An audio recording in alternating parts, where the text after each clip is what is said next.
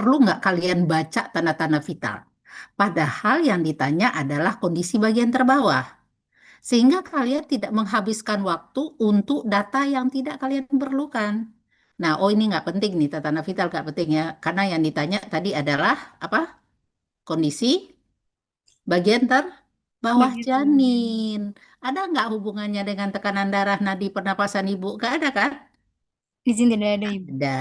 Jadi kita langsung fokus. Lanjut. Kira-kira pertanyaannya mana? Ya, izin Pada Ibu. pada data yang mana? Izin Ibu untuk datanya yaitu dari hasil pengkajian saat perawat melakukan manuver Leopold 3, yaitu teraba bagian janin yang bulat, keras, dan melenting, namun bagian tersebut masih dapat digerakkan atau belum Udah masuk. selesai. Ya kan gitu kan? Anda melakukan manuver Leopold 3, teraba bagian janin yang bulat, keras, melenting, dan bagian bawah masih dapat digerakkan atau belum masuk itu atas panggul. Apa namanya? Nah, langsung. Ya kan, jadi kalian nggak nghabiskan waktu baca tanda-tanda vital. Kenapa fokus dulu? Mana? Oh iya, apa bagian bawah janin? Oh langsung. Langsung ingat. Convergen, divergen, ballottement, engagement, fix, fixated. Nah, sekarang jawabnya yang mana? Ya, di Siapa yang sini. bisa jawab? Siapa yang bisa jawab? Udah lupa Leopold 1, 2, 3, 4. Jadi, Konvergen, Ibu. ayo, kalau konvergen gimana tangannya? Tangannya lurus gini. Begini. Kalau teman, Bu. Hmm. Apa alasannya? Kenapa jawabannya balo teman? Karena pada Leopoldnya ini teraba bagian janin bulat, keras melenting, tapi masih bisa digerakkan. Ya, ya. Jadi balo teman itu ciri-cirinya bagian bulatnya terabak, terus melenting, dan itu ada artinya kepala. Kalau umpamanya bokong, dia nggak akan mudah melenting, ya, karena dia panjang.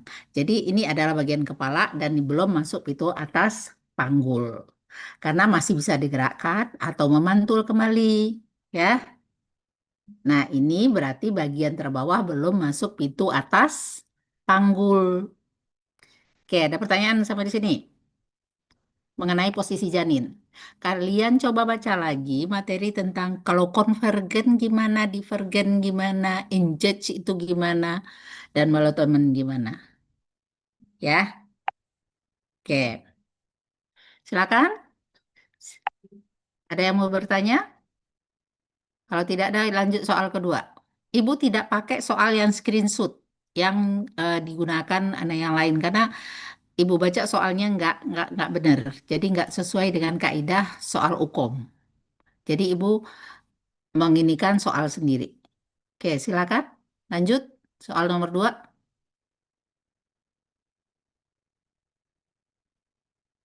Ya, silakan baca. Bergantian. Atau perlu saya nunjuk? Halo, saya sendirian ya? Halo? Halo, Ibu. Izin masuk, Ibu. Ini bisa dilanjut nggak? Bisa, Ibu. Iya, minta tolong. Karena waktu kita singkat. Iya, apakah edukasi nutrisi utama yang harus diberikan oleh perawat? Pasien ini kan mengatakan badannya lemas dan nafsu makannya menurun drastis. Lalu juga di pagi hari ini sejak 2 minggu yang lalu pasien mual dan muntah. Maka edukasi nutrisi utama yang harus diberikan oleh perawat itu menurut saya yang D, Bu. Makan biskuit kering atau crackers di tempat tidur sesaat setelah terbangun. Mm-mm. Coba justifikasinya. Bukan hafalan ini ya, justifikasi. Karena soal bisa aja di, diputar balik dan dimodif nanti. Tapi kalau kalian tahu justifikasi, mau crackers, mau apa, tapi intinya kalian paham. Ya, apa kira-kira? Pasien ini kan keluhannya mual dari ibu. Di Apa mana namanya mau satu-satu. Bisa aja pertanyaannya kan morning sickness katanya. Ya kan? Nah, namanya morning ada sickness. jarum bukan, Bu? Morning sickness. Oh, oh. Ya, ya. Ya, balik-balik lagi alasannya apa? kan lampunya ini kosong ya Bu, sehingga dapat menyebabkan sinyal tadi Ibu. Nah, si biskuit yang normal kita nggak kosong. iya Bu, karena kan dia nggak ada nafsu makan Ibu, karena mual dan lain-lain ini. Terus kamu jangan balik-balik. Justifikasinya rasionalnya. Kan yang ditanya karbohidrat apa? Kenapa krisis yang diberikan? Karena saya biskuit kering ini dapat membantu meningkatkan asam lambung ya Ibu, sehingga dia dapat mengurangi rasa mual pada si ibunya. Terus Jadi kenapa saya pilih itu karena itu Ibu. gimana yang lain juga? Kenapa minum air putih hangat?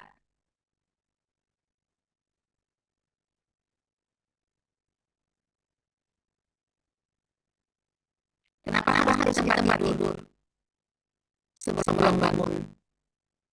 Kalau menurut saya kenapa nggak minum air putih hangat, karena ruang yang menghasilkan mual mereka itu kan kalau misalkan diminum air hangat, menurut saya itu dapat memicu mual yang lebih dalam gitu Ibu. Memicu mual justru. Iya. Jadi kalau karbohidrat dia kerjanya bagaimana? Menetralisasi asam lambung.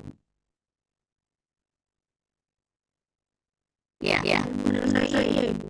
Oke. Setuju nggak yang lain? Yang lain benar nggak?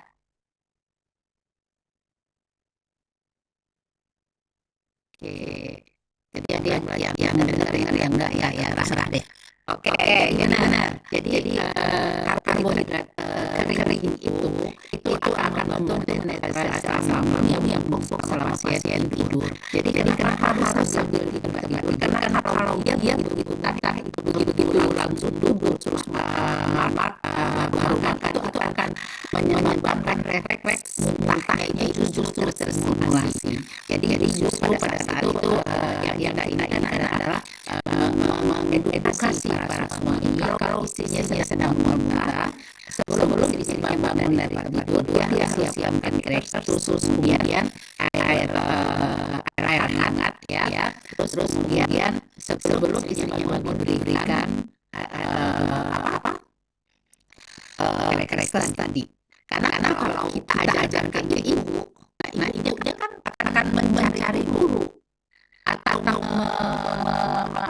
menyiapkan kreksannya dulu.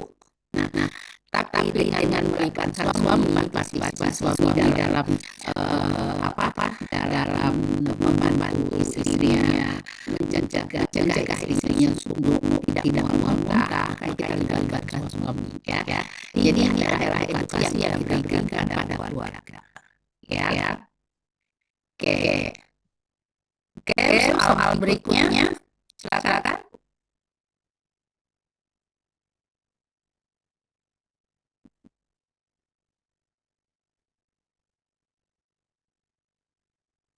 Oke, Anita Nurlia, silakan.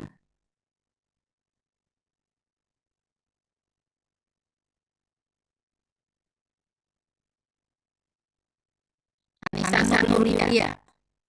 Apakah penyebab mendasar dari usia yang dialami pasien tersebut?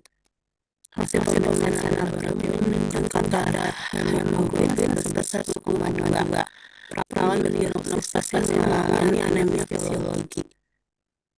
Maka jawabannya peningkatan volume sel yang besar dibanding sel darah ibu. Kenapa jawabannya itu? Karena HB-nya sebesar 10,2 dan mengalami anemia fisiologis. Apa yang anemia fisiologis?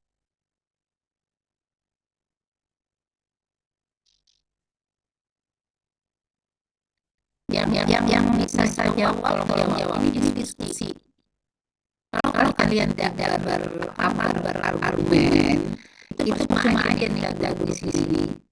Kita bisa diskusi ini. Ayo yang tahu jawab ini Bu, tambahin lagi ini Bu. Jadi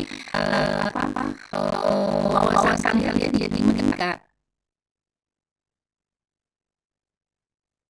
Ya silakan. Ada itu benar ada hemoglobin yang terjadi secara alami atau melalui selama hamil. Jadi bukan balik dari orang-orang yang ada sisi penyakit atau disease atau lain. Berapa peningkatan kalau belum ada selama kehamilan? Belum ada plasma selama kehamilan? Jadi ini peningkatan 0 sampai 45%, ya. Jadi ibarat kita buat sirupnya jumlah sama dosis sama yang satu pada saat normal airnya hanya 3/4 selama kehamilan penuh gelas, jadi lebih encer, ya. Jadi makanya ada normalitas HB pada ibu hamil diturunkan, yaitu 11 normalnya 11, sedangkan kalau tidak aman 12 13 itu ya. Jadi itu yang disebut hemodialisi, ya.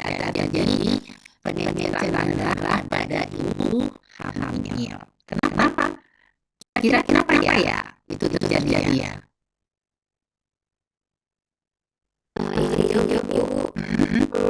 Agar mudah-mudahan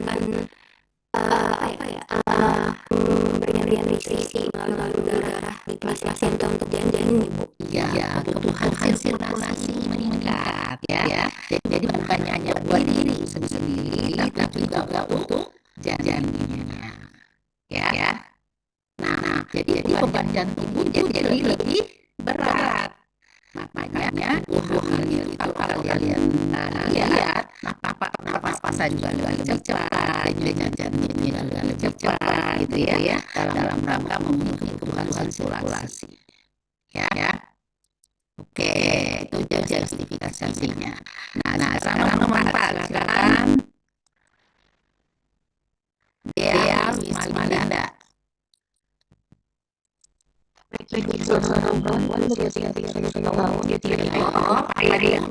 Apakah tindakan yang dilakukan sama kali lakukan? Jadi tindakan lagi perawat, ya. Oke, silakan. Setelah kemudian dari teknik pasien ditemukan mengeluh musim utama wajahnya tampak cacat dan juga luar dari ini.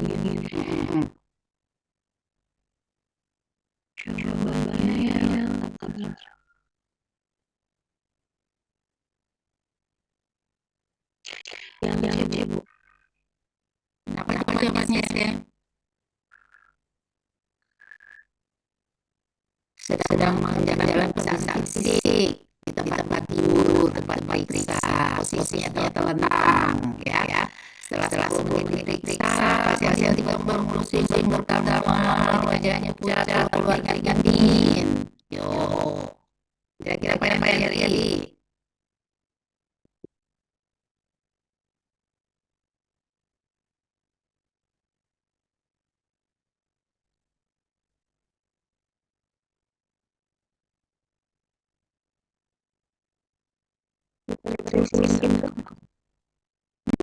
Yuk.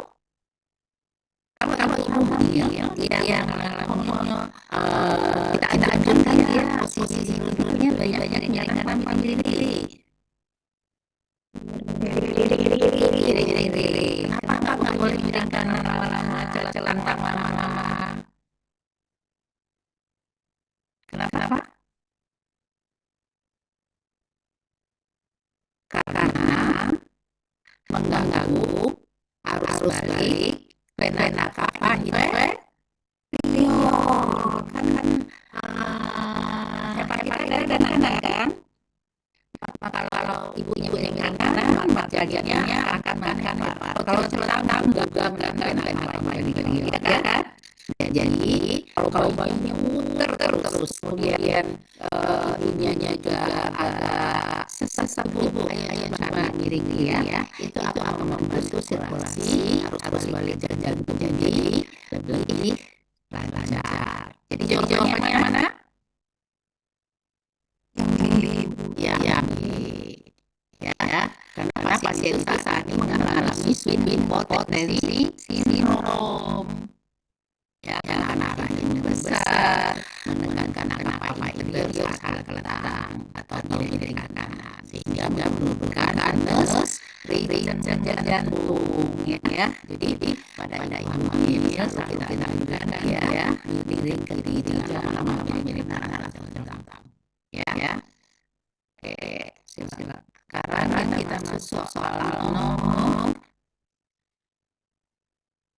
makin kurang-kurangnya, banyak yang tidak tarik dengan matematika apa-apa. Fitri Alia, Ibu Singa nggak ini dengan orang-orang yang hadir, yang butuh jawabannya ya nggak apa-apa. Oke, Fitri silakan.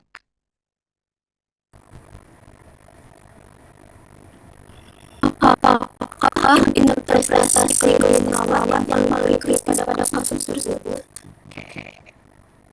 Di sini ada menunjukkan golongan darah O, kemudian ada BBA, kemudian ada gennya negatif, TTR, L-nya negatif, dan urin menunjukkan bakteri E. coli sebesar 120.000 EF tanpa keluarnya dari bergigi. Untuk jawabannya yang siapa saksi yang mengalami bakteri yang simptomatik dari pemicu nefritis. Ya, kelasnya apa Fitri? Hasil dari laboratoriumnya ada foto menunjukkan bakteri E. coli sebesar 1.200 cm. Terus Yang dimana ini menyebabkan risiko nefritis salinan dan BLL. ya, terus kenapa dikatakan asimptomatik?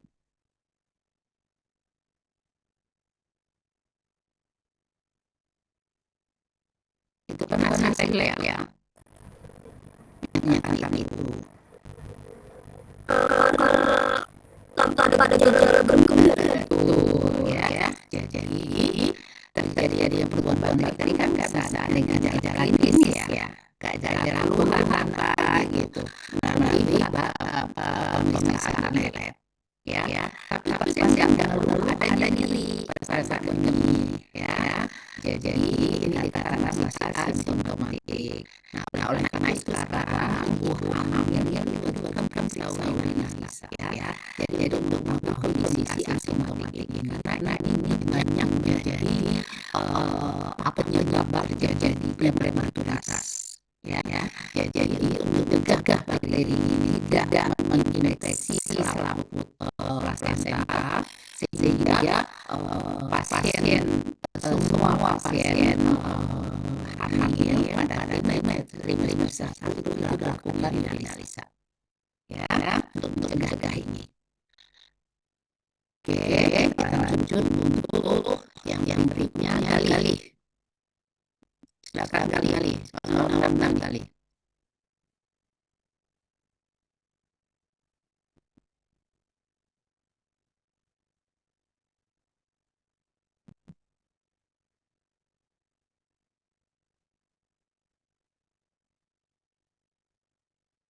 Gali nggak ada ya?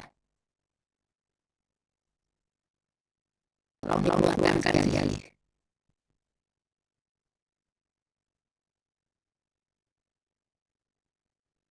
Galuh ada. Silakan Galuh. Tenang Galuh.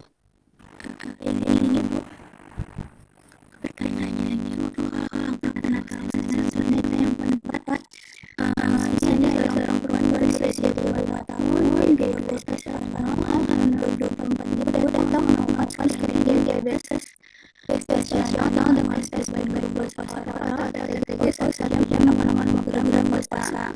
Hasil pemeriksaan ini menunjukkan pada glukosa darah pasca badan adalah 158 mg/dl. Jawaban itu yang ibu dilakukan pasien untuk pemeriksaan TTG konfirmasi 3 jam 100 gram glukosa.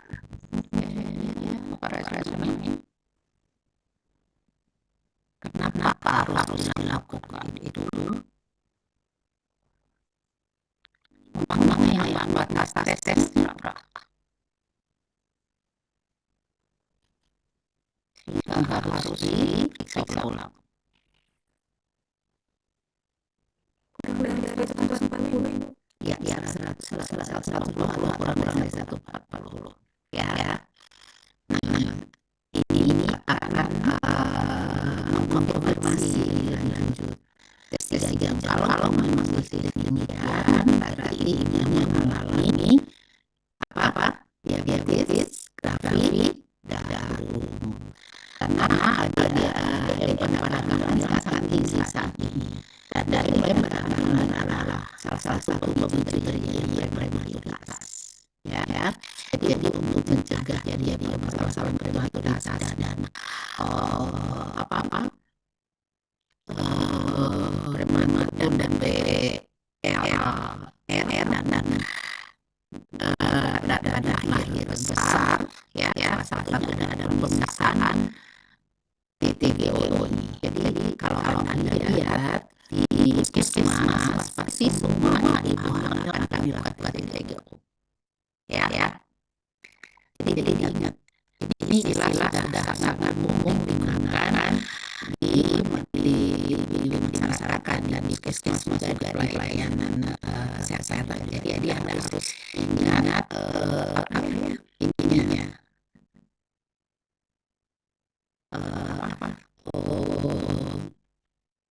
Panjangnya dan prosedurnya.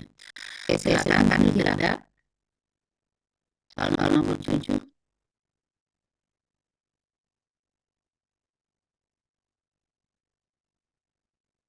Apakah tindakan yang dikontraindikasikan adalah kekerasan yang dilakukan oleh perawat seorang perempuan berusia 20 tahun sampai KNO hamil 35 minggu datang ke rumah sakit dengan keluhan perut darah berwarna segar dari jalan lahir sejak pagi hari. Pasien menegaskan tidak merasa nyeri ataupun kencang pada punyanya. Untuk jawaban itu yang ibu melakukan pemeriksaan dalam vagina karena terdapat perdarahan yang agak terus tidak dari dan ini sudah masuk ke 35 minggu atau trimester 3 juga ke arah plasenta pria Ibu. Apa? Emang plasenta pria apa?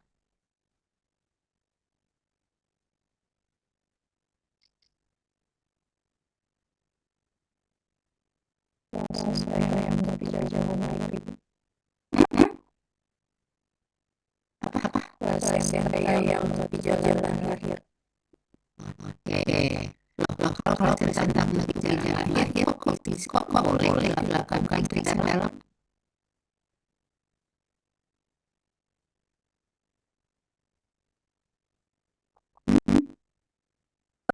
Salah satu kontraindikasi dilakukan pemeriksaan dalam adalah ada pasien dengan plasenta pria. Ibu soal ini kan yang dikontraindikasikan adalah untuk plasenta pria ini kenapa dikontraindikasikan untuk pemeriksaan karena menyebabkan pasien sendiri jadi sama berat darahnya ini. Ya, yang ditanya adalah yang tidak boleh dilakukan. Nah, untuk mengetahui kira-kira perdarahan berasal dari mana, bagaimana tanyanya itu? Kira-kira ini kan ya, bisa tidak kalian paham. Untuk sumber perdarahan. Bisa dari USG nggak Bu? USG kayaknya yang periksa kalau USG tidak ada apa sih tidak diketahui sumber perdarahan, hanya untuk mengetahui apa itu lapasnya seberapa banyak plasenta itu. Biasanya yang dilakukan apa pada pasien dengan masuk dengan perdarahan segar ke kamar salin, yang dilakukan apa? Nggak bisa dalam memang nggak boleh ada kontraindikasi. Yang dilakukan apa? Menggunakan spekulum, dibuka, ya kan? Dibuka pakai kurikulum. Terus diteropong mana sudah berapa pembukaan ya. Oke, lanjut nomor 8.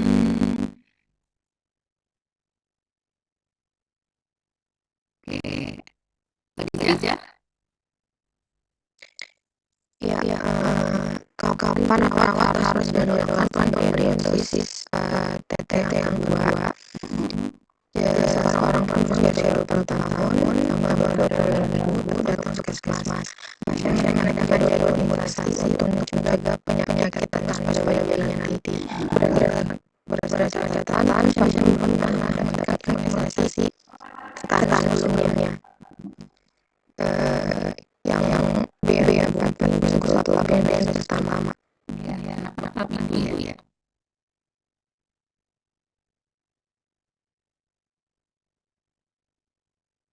Berapa minggu?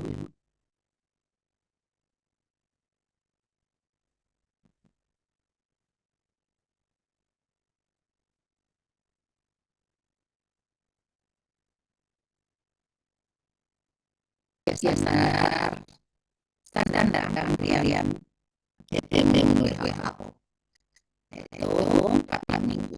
TT2 dia memberikan berapa tahun?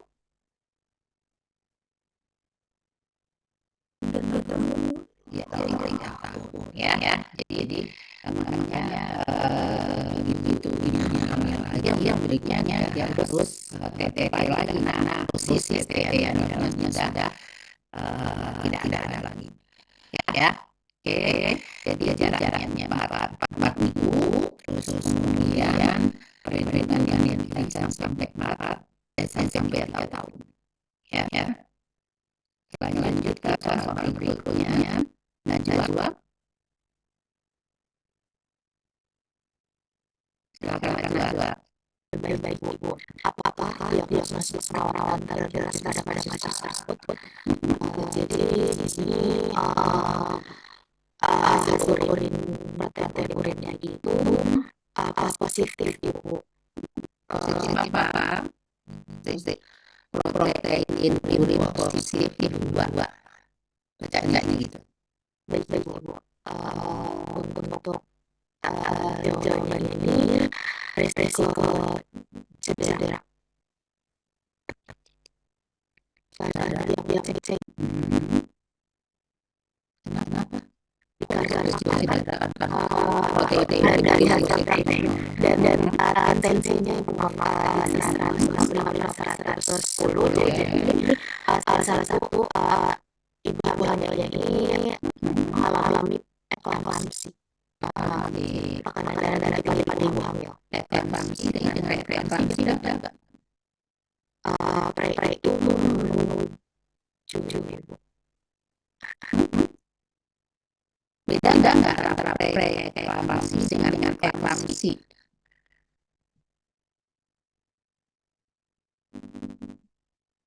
Bedanya di mana?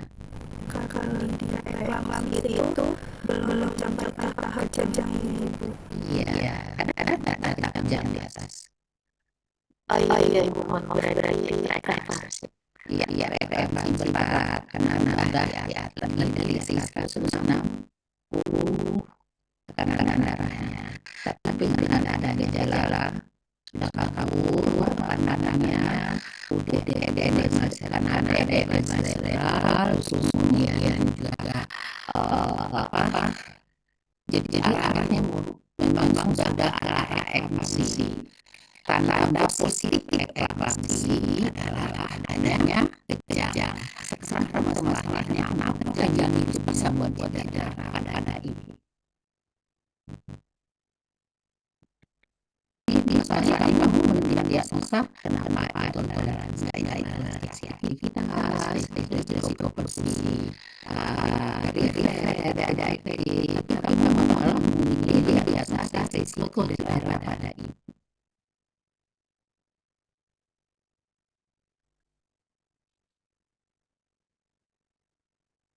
Ayo.